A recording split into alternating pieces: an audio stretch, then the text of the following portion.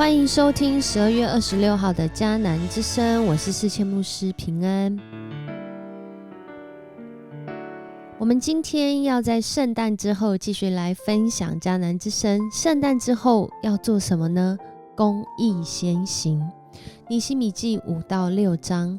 在今天的经文当中呢，我们会看见跟最近有一个国家他们的情况好像哦。举世瞩目的世界杯足球赛终于闭幕了，阿根廷队呢先输后赢，举起金杯，举国欢腾。而且这个2022对这个国家来说真的是乌烟瘴气啊。但是因着有世界杯，好像画下了美好的句点。但是其实在世界杯之后，他们的挑战依然是非常的困难哦，依然是非常的艰巨，因为他们今年的通货膨胀哦，在整个全球来说呢，可以说是这个数一数二快的，快要接近100%。意思就是，如果我今天用10元买一个面包，我再一次要买那个面包的时候，可能是要20元。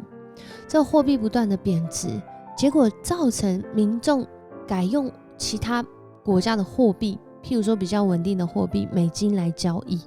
甚至只能以物易物的方式。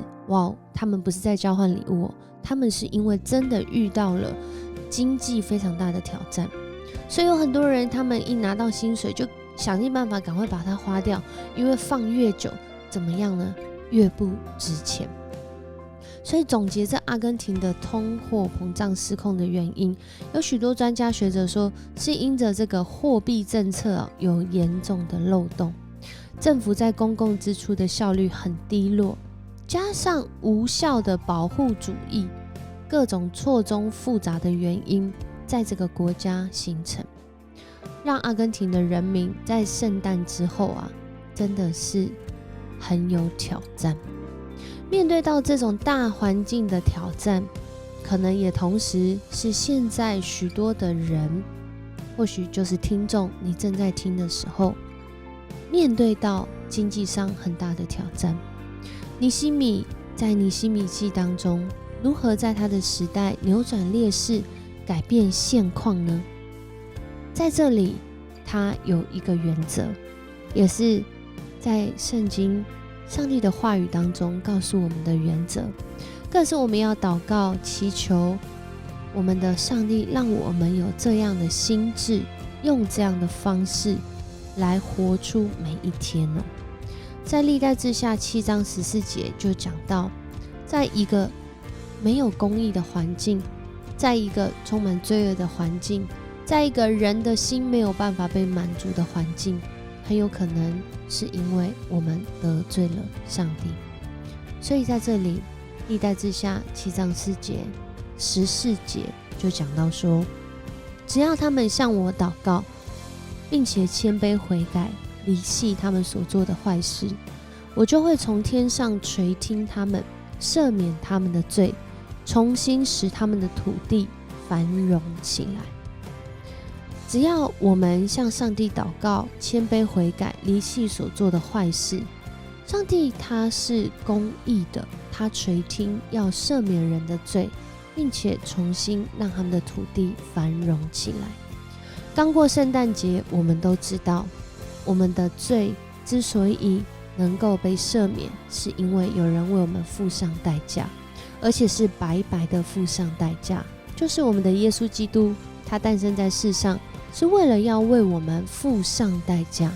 使我们能够经历上帝的赦免。而在这段经文更是让我们看见，一个地方没有公义，一个地方它好像经历了一些欢庆，但那挑战还在。很有可能的原因是在这当中每一天的生活里面，是不是有行出如同我们所欢庆的那位，他是公义的主呢？在今天尼希米记5到6章，我们很清楚的看到，而且我们是第2次再一次回来这里看哦。我们看到说，在尼希米重建城墙的过程中，这些百姓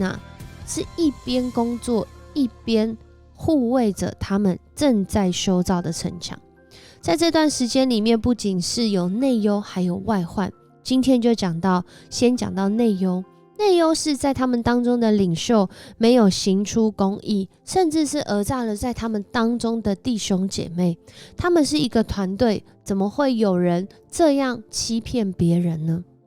有人不公义来让别人受损害呢？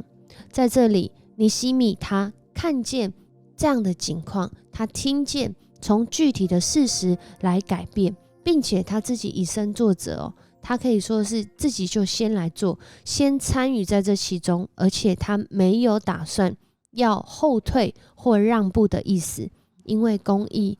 就是公义，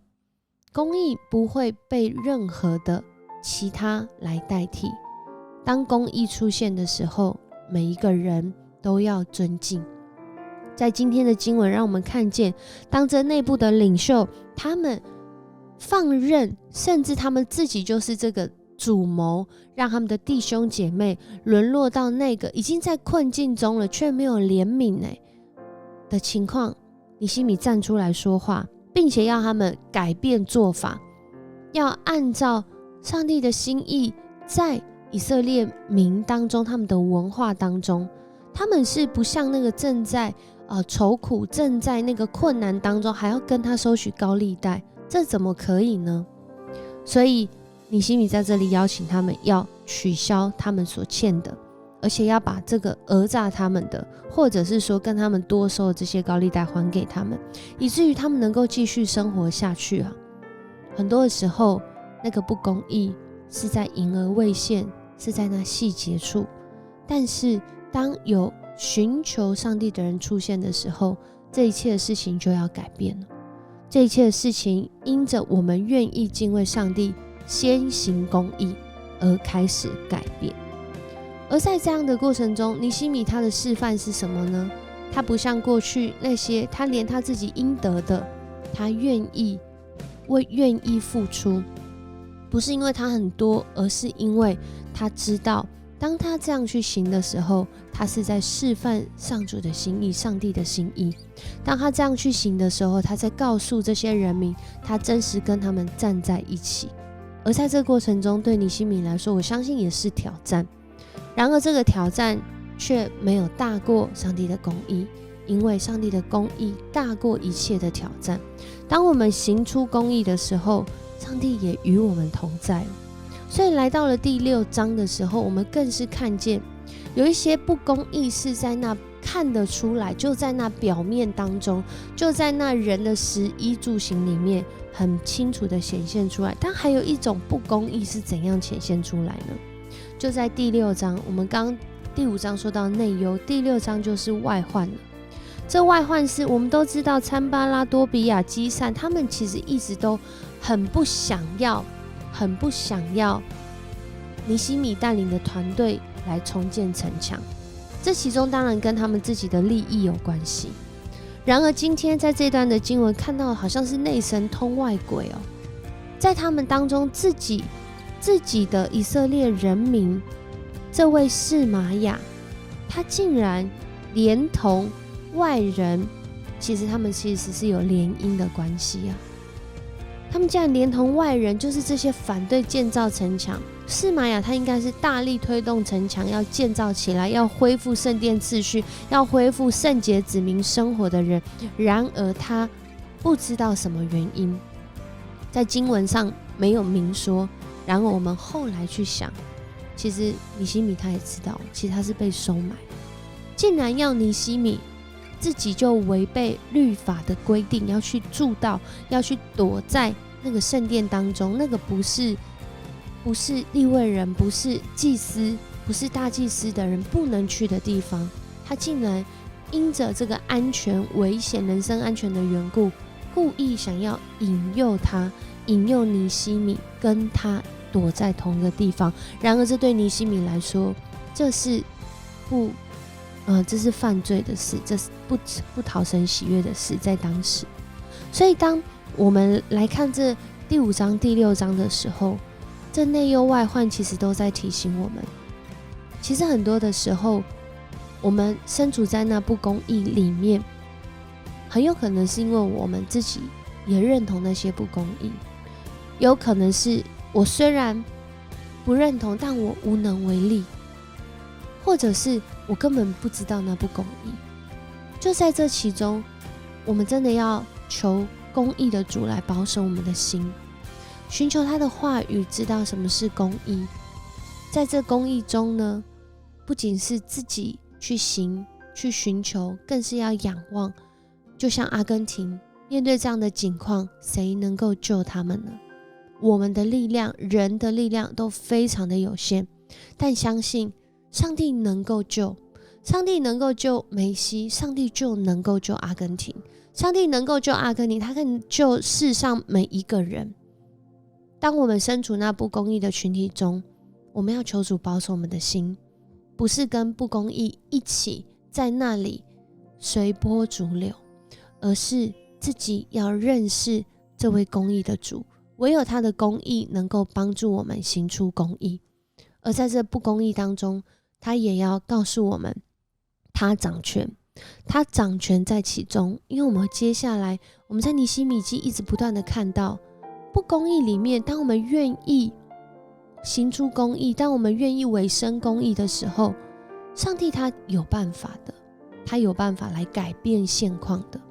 那我们有没有信心要这样来领受呢？我们一起来祷告。主，我们感谢赞美你，谢谢你让我们有机会来认识你。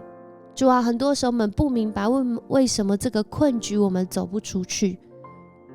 然而即使我们明白了，我们不一定能够走出去。但公义的主，当你来到我们生命当中，你提醒我们，只要我们祷告谦卑的悔改，离弃我们自己所做的不公义，主，你说你要垂听我们的祷告，赦免我们一切的罪，一切的不义。而且主，你用看得见的来帮助我们，在那看不见的悔改当中，我们就经历到那看得见看不见的恩典发生。主，你说你要使这个土地重新繁荣起来，主啊，你就要使我们原来那个不公义但因着悔改的事情要再次经历到。主，你使我们繁荣起来，你使我们有路可走，你使我们知道那当行的路，你使我们在其中经历丰盛。恳求主你帮助我们，让我们有勇气，让我们有能力，也让我们有智慧，行出从主来的公义。这样祷告是奉主耶稣的名求，阿们。很开心跟你一起分享迦南之声。